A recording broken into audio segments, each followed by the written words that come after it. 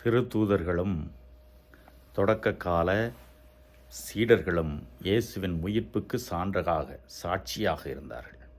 முதல் வாசகத்திலே அதை தான் நாம் வாசிக்க கேட்டோம். அவனுடைய போதனை வாழ்வு முறை சாட்சியாக இருந்தது. இயேசுவுக்கு சாட்சி சொல்கிறது என்று வார்த்தை நம்ம கேட்டிருப்போம். நீதிமன்றத்தில் போய் சாட்சி சொல்கிறது. சாட்சி சொல்கிறவர்கள், சான்று பகருகிறவர்கள் உண்மை பேசணும். பொய் சாட்சி சொல்ல முடியாது. தாங்கள் பார்த்ததை கேட்டதை அறிவிக்க வேண்டும், அதை நிரூபிக்க வேண்டும். இயேசுவினுடைய மரணம், பாடுகள், மரணம், உயிர்ப்புக்கு அந்த சீடர்கள் வாழ்ந்தது ஒரு மிகப்பெரிய சான்று. அதே போல் இயேசுவினுடைய மரணம் பாவ மன்னிப்பை கொண்டு வந்தது. 2ஆம் வாசகத்தில் புனித யோவான் சொல்கிறார், பாவ மன்னிப்பு தான், அது மீட்பாகவும் நமக்கு வந்தது, அதையும் சொல்கிறார்.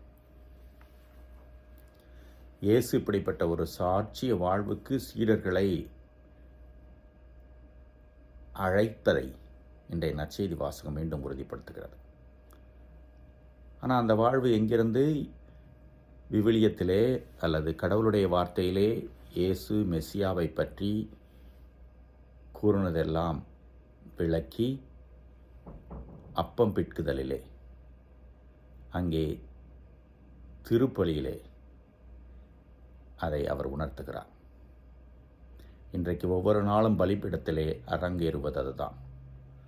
நாம் திருப்பலியிலே கலந்து கொண்டு திவ்யநற்கருணை பெற்றுக்கொள்கிற பொழுது, கடவுளுடைய வார்த்தையை கேட்கிற பொழுது, இயேசுவினுடைய இந்த மீட்புக்கு, பாவ மன்னிப்புக்கு, இயேசுவினுடைய மரணம், உயிர்ப்புக்கு சாட்சிகள்.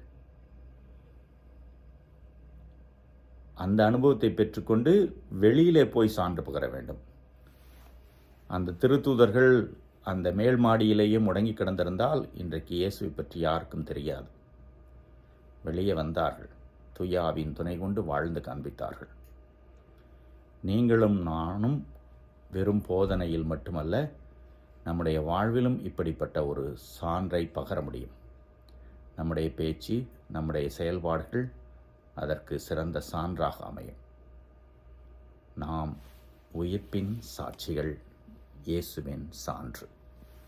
இறைவன் என்னும் வாழ்த்து பெறுவாராக.